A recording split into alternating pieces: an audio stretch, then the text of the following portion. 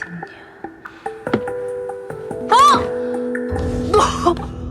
너 다 걸렸어. 너그 양아치 장사도 이제 끝났다 임마. Kali ini kami akan menceritakan alur cerita film berjudul Target, Don't Buy the Seller, yang dirilis pada tahun 2023. Film ini menceritakan tentang seorang wanita bernama Sohyun yang secara drastis kehidupannya berubah menjadi mimpi buruk, di mana ia secara tidak sengaja menjadi sasaran seorang pembunuh berantai setelah ia membeli barang bekas di salah satu situs jual beli online.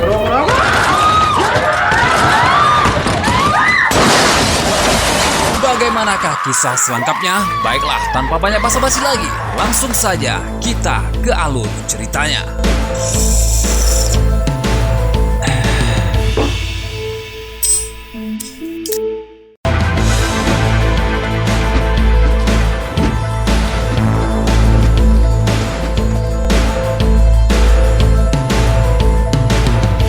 Film diawali dengan memperlihatkan seorang pria, kita panggil saja dia Mamat, yang mana ia sedang memilih calon pembeli di salah satu situs jual beli online. Diketahui bahwa Mamat telah memposting jualannya yang berupa komputer bekas dan terlihat beberapa penawaran dari beberapa calon pembeli. Karena rata-rata calon pembeli adalah kaum laki-laki, maka Mamat pun memilih seorang calon pembeli yang adalah wanita bernama Yeon. Tak ingin berlama-lama, Mamat pun langsung menghubungi wanita tersebut dan memintanya untuk COD di kosnya nanti malam.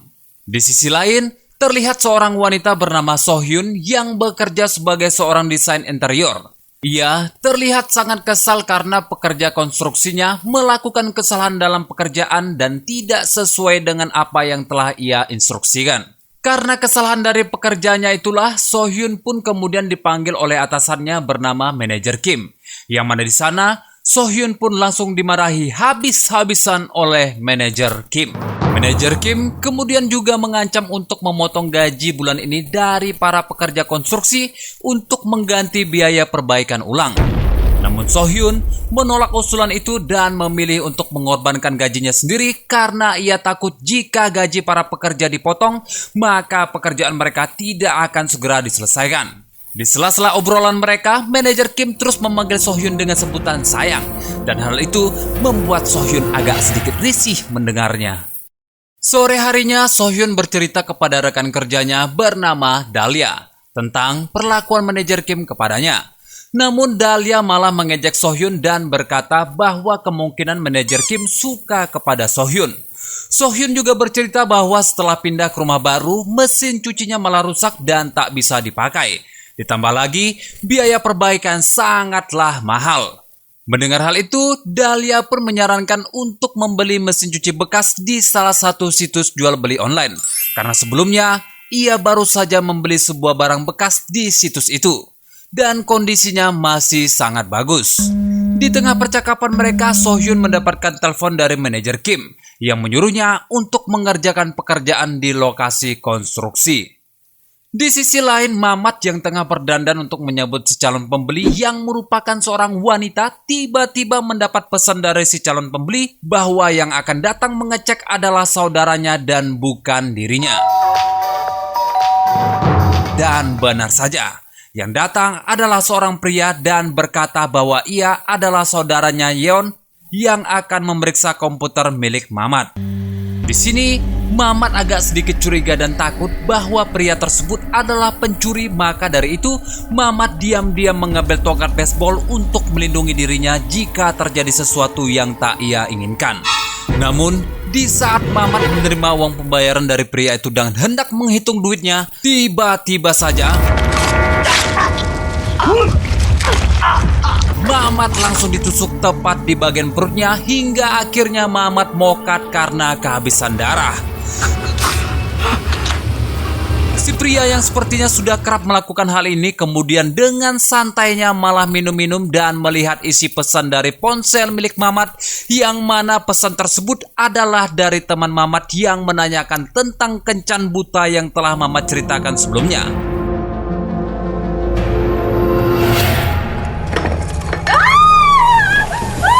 Kembali kepada Sohyun yang saat ini tengah mengerjakan pekerjaannya, dibuat terkejut dengan kemunculan kecoa dari balik ubin, dan di saat bersamaan pula, tiba-tiba saja manajer Kim datang dan membawakannya makanan. Manajer Kim yang mengetahui bahwa mesin cuci Sohyun tengah rusak menawarkan diri untuk memperbaikinya.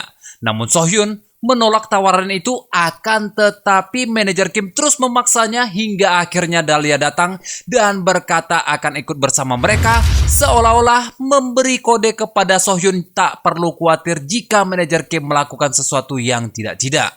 Singkat cerita, tibalah mereka di rumah Sohyun dan manajer Kim pun langsung beraksi seolah-olah membetulkan mesin cuci Sohyun, akan tetapi ternyata manajer Kim tak bisa membetulkan mesin cuci itu dan beralasan bahwa itu bukan keahliannya, hingga akhirnya ia pun diusir oleh Dahlia dari rumah Sohyun. Di sisi lain, si pria misterius terlihat tengah memposting komputer milik Mamat dan juga semua barang-barang di rumah Mamat ke situs jual beli online menggunakan akun milik Mamat. Karena harga yang ditawarkan tergolong murah, barang-barang yang ia posting pun dapat terjual sangat cepat.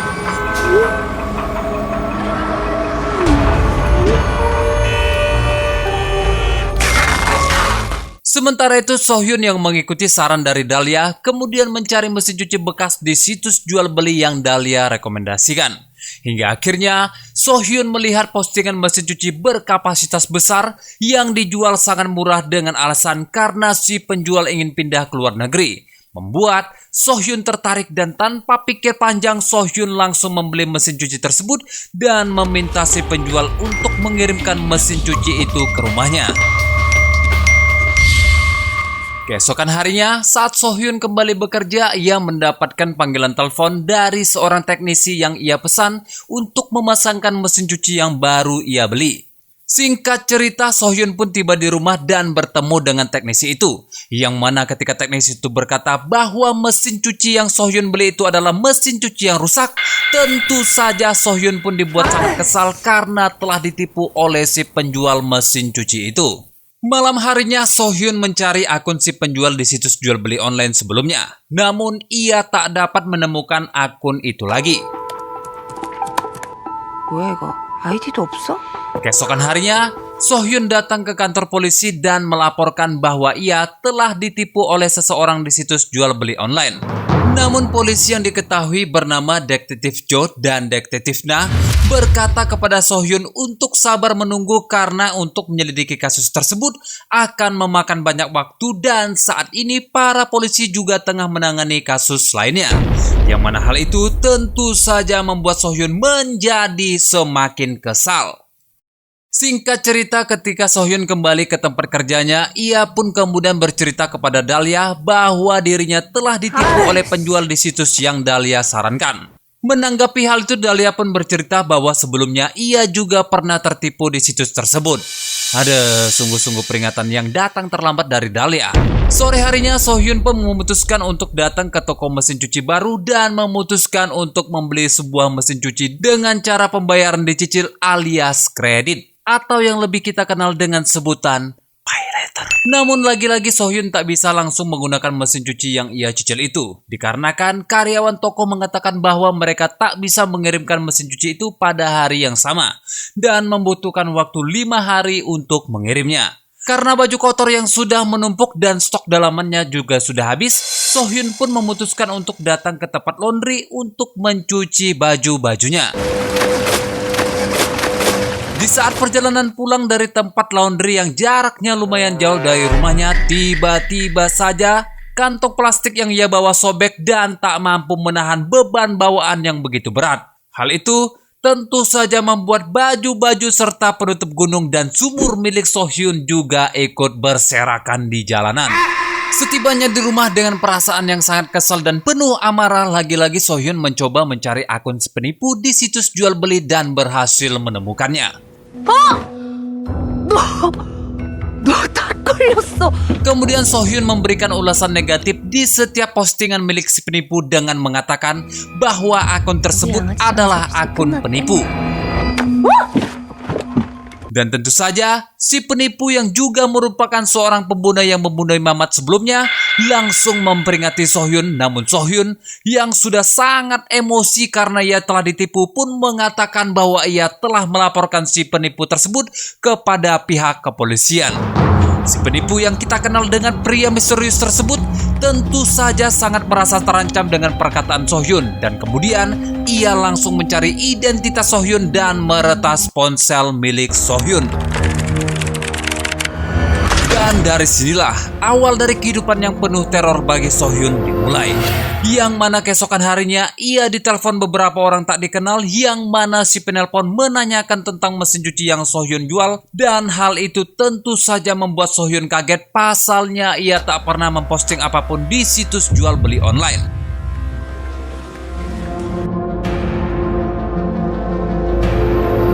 Dan tak hanya itu saja, ketika Sohyun tiba di rumah, ia tiba-tiba saja didatangi oleh banyak pengantar makanan untuknya, padahal ia sendiri tak pernah memesan makanan-makanan tersebut. Merasa telah diteror, Sohyun kemudian menempelkan catatan di kertas yang ditempelkan di depan pintu rumahnya dengan keterangan ia tak memesan apa-apa dan itu adalah perbuatan orang iseng. Setelah itu Sohyun pun pergi ke kantor polisi untuk melaporkan kejadian teror yang ia alami dan berspekulasi bahwa pelakunya adalah orang yang sama, yaitu orang yang juga telah menipunya. Namun karena hal itu adalah kasus yang berbeda, Detektif Na mengatakan bahwa akan melakukan penyelidikan secara terpisah dan meminta kepada Sohyun untuk tetap sabar menunggu hingga kasusnya diselidiki. Singkat cerita, terlihat Detektif Jo sedang melakukan penyelidikan. Detektif Jo mendatangi alamat kos si Mamat dan meminta ibu kos Mamat untuk menghubungi Mamat, namun nomor Mamat tidak dapat dihubungi.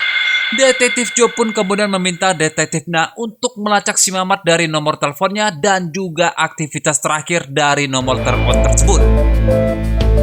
Di sisi lain, Sohyun yang baru saja pulang ke rumah dibuat terkejut karena kertas peringatan yang ia tempel di depan pintu rumahnya sudah tidak ada di sana dan lantas menghubungi Detektif Jo untuk melaporkan kejadian itu.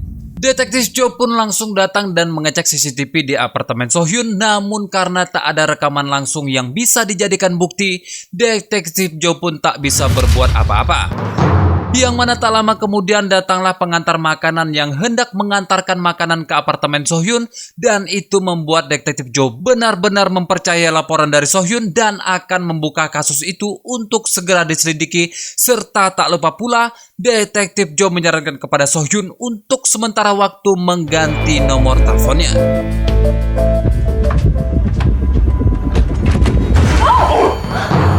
Keesokan harinya saat Sohyun hendak berangkat kerja, ia dikagetkan oleh seseorang yang berada di depan pintu rumahnya.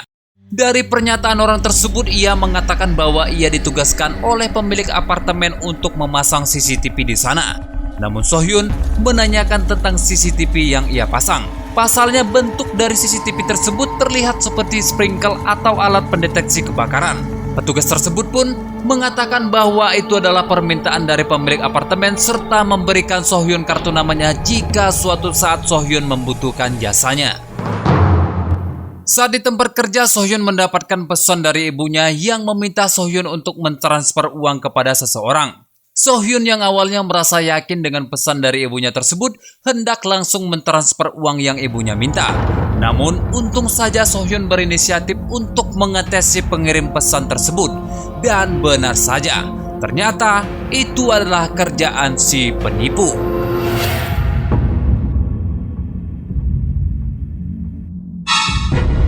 Di malam harinya ketika Sohyun hendak tidur, ia dikejutkan oleh seorang pria yang tiba-tiba saja membuka pintu apartemennya. Dan pria itu mengatakan bahwa dirinya adalah orang yang disuruh oleh pacar Sohyun untuk menemani Sohyun tidur.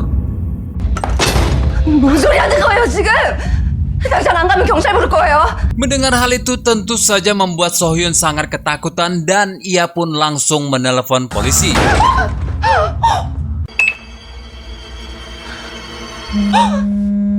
Tak berselang lama, si pria misterius mengirimkan pesan kepada Sohyun dan berkata ia akan berhenti meneror Sohyun jika Sohyun mengirimnya uang senilai 5 juta won dalam waktu 5 menit. Terlihat Sohyun tampak ragu ketika akan mentransfer uang tersebut dan waktu yang diberikan pun telah habis. Hingga akhirnya seorang pria lain muncul dan berusaha masuk ke rumah Sohyun. Namun beruntungnya detektif Jo datang tepat waktu dan langsung melumpuhkan pria tersebut dan dibawa ke kantor polisi untuk diinterogasi. Dari keterangan si pria tersebut, ia mengaku bahwa setelah membeli barang bekas di situs jual beli online, ia dihubungi oleh seseorang yang memintanya untuk menemani Sohyun tidur, serta orang yang menghubunginya itu juga memberikan kode pintu masuk ke apartemen Sohyun. Sementara itu, Sohyun yang saat ini berada di apartemennya terus-terusan diteror oleh pria misterius dan bahkan data-data pribadinya juga diketahui oleh si pria misterius tersebut. Keesokan harinya, Sohyun mendatangi kantor polisi dan meminta kepada detektif Jo untuk segera menangkap si pelaku yang Sohyun kira itu adalah si Mamat. Karena sebelumnya, pelaku menggunakan akun dan juga nomor si Mamat untuk menipu dan menghubungi Sohyun. Namun karena surat perintah penggeledahan belum dikeluarkan dan juga Mamat tidak bisa dihubungi, detektif Jo berkata ia tak bisa berbuat apa-apa. Tapi di saat detektif Jo melihat tangan Sohyun yang gemetaran karena ketakutan, detektif Jo pun memutuskan untuk mendatangi kos si Mamat bersama dengan Sohyun. Dengan didampingi ibu kos, mereka masuk ke kamar si Mamat dan ibu kos pun terkejut ketika membuka kamar si Mamat karena barang-barang di kamar tersebut sudah tidak ada dan hanya menyisakan sebuah lemari pendingin saja. Ibu kos lantas mengira si Mamat pindah dari sana tanpa berpamitan dengannya. Dan kejadian yang membuat mereka benar-benar terkejut adalah ternyata jasad Mamatlah yang berada di dalamnya. Karena hal inilah, akhirnya detektif Jo merasa yakin bahwa pelaku yang membunuh Mamat dan meneror Sohyun adalah orang yang sama.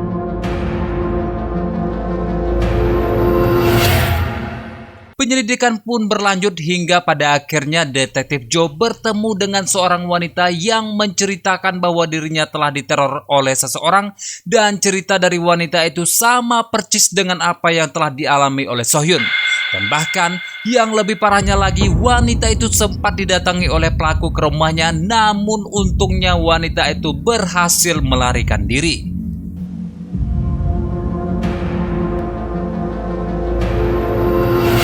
Keesokan harinya terlihat Sohyun pergi meninggalkan apartemennya untuk bekerja dan juga polisi yang diperintahkan berjaga di sekitar apartemen Sohyun ikut pergi dari sana. Namun saat sore harinya ketika Sohyun baru saja masuk ke apartemennya, tiba-tiba saja ada seseorang yang datang dan mengganjal pintu masuk apartemen Sohyun, yang mana ternyata orang tersebut adalah manajer Kim yang datang ke sana karena mendengar dari Dahlia tentang apa yang telah dialami oleh Sohyun. Di sini manajer Kim menawarkan diri untuk menemani Sohyun dengan cara memaksa. Manajer Kim melakukan hal itu karena ternyata ia sangat menyukai Sohyun dan ingin melindungi Sohyun, namun cara pendekatan yang ia lakukan kepada Sohyun adalah cara yang salah karena bersikap kasar dan memaksa sehingga membuat Sohyun semakin ketakutan. Tak cukup sampai di situ rasa takut yang menyelimuti Sohyun. Ketika ia memasuki ruangan apartemennya, ia merasakan bahwa sebelumnya ada seseorang yang masuk ke ruangan tersebut untuk makan dan juga mandi di sana. Dan yang lebih mengagetkan lagi, Sohyun melihat dengan mata kepalanya sendiri bahwa komputernya telah diretas dan dikendalikan dari jarak yang jauh. Sohyun pun melaporkan kejadian itu kepada polisi dan dengan segera detektif Jo bersama detektif Na datang ke sana guna melakukan penyelidikan. Namun sayangnya penyelidikan mereka lagi-lagi mengalami jalan buntu karena pemeriksaan dari CCTV tidak mendapati wajah dari pelaku karena wajahnya tertutup helm. Sohyun yang sudah kepalang takut dan juga lelah karena kurang istirahat tanpa sadar tergeletak dan dibawa ke rumah sakit. Singkat cerita, keesokan harinya ketika Sohyun hendak pulang ke apartemennya dari rumah sakit, ia kembali dihubungi oleh si pria misterius dan di sini Sohyun memohon kepada si pria misterius untuk tidak menerornya lagi. Akan tetapi si pria misterius memberi syarat kepada Sohyun untuk memberinya uang tunai senilai 10 juta dan meminta Sohyun untuk mematikan ponselnya agar tidak ditelepon oleh polisi dan keberadaannya tak bisa dilacak. Di sisi lain, Detektif Na memberitahukan kepada Detektif Joe bahwa ia menemukan 6 kasus serupa yang berakhir dengan pembunuhan.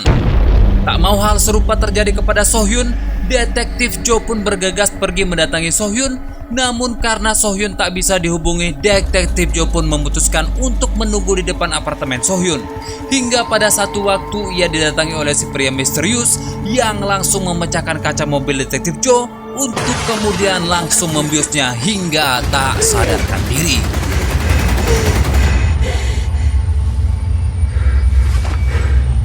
Sementara itu di waktu yang bersamaan, Detektif Na menemukan petunjuk tentang si pelaku yang sebenarnya selalu ada di sekitar apartemen Sohyun. Dan dikarenakan tidak ada seorang pun yang tahu wajah aslinya, maka dari itu si pelaku tidak dapat dikenali dengan mudah. Detektif Na lantas menghubungi Detektif Joe untuk memberitahukan hal itu, namun sayangnya teleponnya tak diangkat karena saat ini Detektif Joe tengah tak sadarkan diri.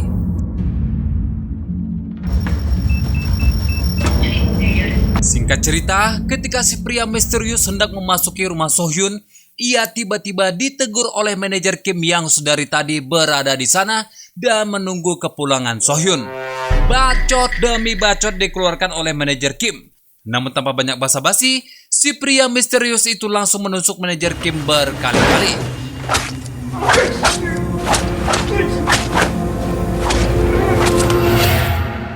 Tak berselang lama terlihat Sohyun baru saja tiba di apartemennya. Dan saat ia berbaring di sofa dan menghadap ke langit-langit apartemennya, ia baru menyadari bahwa terdapat CCTV berbentuk sprinkle di dalam apartemennya.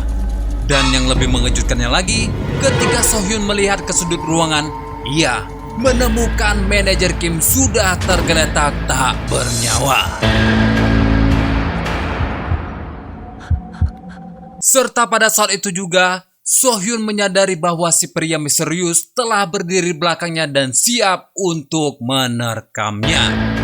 Saat Sohyun berusaha untuk melarikan diri, dengan mudah si pria misterius itu menangkap Sohyun dan langsung membius Sohyun hingga pingsan. Sementara itu, di luar apartemen terlihat Detektif Na berhasil menemukan keberadaan Detektif Joe dan membangunkannya. Lalu saat Detektif Na berlari untuk mengecek keadaan Sohyun di apartemennya, ia melihat bahwa Sohyun telah dibawa oleh pria misterius di dalam mobil. Alhasil Detektif Na pun langsung mengejar mobil tersebut dan juga disusul dengan Detektif Joe yang baru saja sadarkan diri.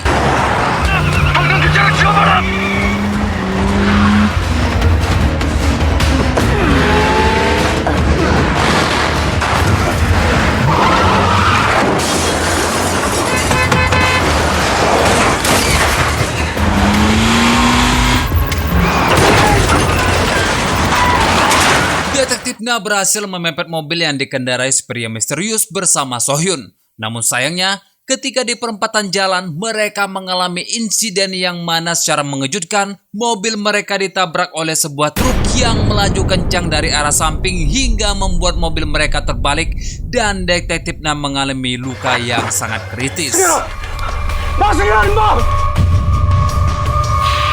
Terlihat pula, Sohyun yang terbaring tak berdaya sementara si pria misterius berhasil melarikan diri.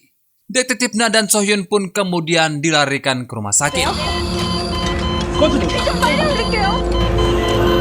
Beberapa hari berlalu, Detektif Joe mendapatkan kabar bahwa Detektif Na telah meninggoy. Dan karena hal itu pula, Detektif Joe menemui Sohyun untuk memberitahunya serta mengajak Sohyun bekerja sama untuk menangkap si pria misterius dikarenakan yang mengetahui wajahnya hanya Sohyun saja. Dalam perjalanan pulang ke apartemennya, Sohyun selalu memikirkan kejadian-kejadian yang telah ia alami. Hingga saat di kereta ia mendengarkan percakapan orang tentang situs jual beli online. Sohyun pun kembali mengingat perkataan si pria misterius pada waktu terjadinya kecelakaan, yang mana si pria misterius berkata bahwa ia akan kembali menemui Sohyun. Sohyun pun kemudian menghubungi Detektif Joe dan juga Dahlia untuk waktu kemudian merencanakan sesuatu agar dapat menjebak si pria misterius dengan cara membeli barang dari situs jual beli online dan menyamar menggunakan akun milik Dahlia agar tidak diketahui oleh si pria misterius. Singkat cerita, setelah beberapa kali melakukan COD dengan beberapa penjual, Sohyun pun berhasil bertemu dengan si pria misterius yang mana pada awalnya si pria misterius tak mengetahui bahwa itu adalah Sohyun. Dan di saat si pria misterius ingin memperlihatkan barang jualannya, Sohyun beralasan untuk mengecek barang tersebut terlebih dulu. Sohyun kemudian membawa si pria misterius itu ke rumahnya, yang mana si pria misterius menunggu di luar dan Sohyun pun masuk ke rumahnya lalu kemudian menghubungi detektif Jo dan memberitahukan lokasi mereka berada.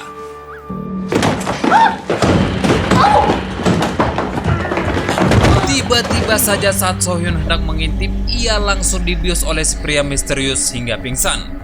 Dan ketika si pria misterius mengecek isi rumah Sohyun, yang mana sebenarnya itu adalah tempat yang sedang direnovasi oleh Sohyun, pria misterius itu pun merasa terbodohi dan kembali mendatangi Sohyun. Namun Sohyun sudah tidak ada di sana dan bersembunyi di suatu tempat.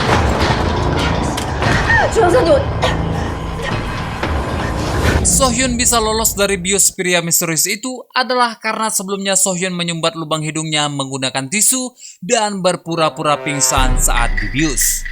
Si pria misterius pun terus mencari Sohyun di setiap ruangan hingga akhirnya ia berhasil menemukan Sohyun dan hendak membunuh Sohyun.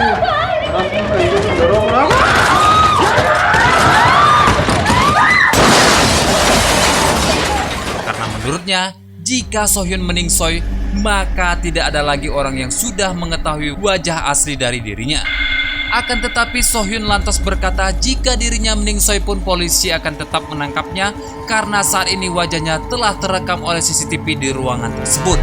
Mendengar hal itu, si pria misterius pun dibuat naik pitam dan hendak menikam Sohyun. Namun untungnya detektif Jo datang tepat waktu dan terjadilah pertarungan di antara mereka.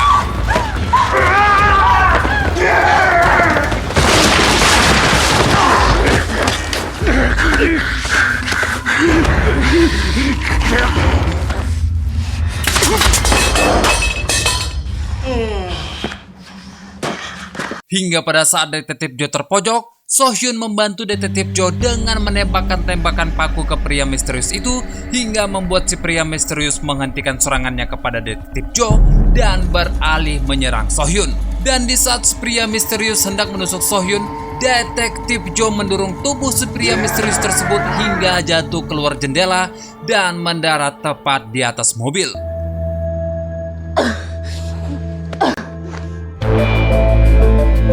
Singkat cerita, setelah melalui berbagai teror yang telah ia alami selama ini, yang mana itu adalah pengalaman terburuk di hidupnya, akhirnya saat ini kehidupan normal Sohyun pun kembali seperti semula. Tamat ending yang sangat-sangat-sangat menjodohkan.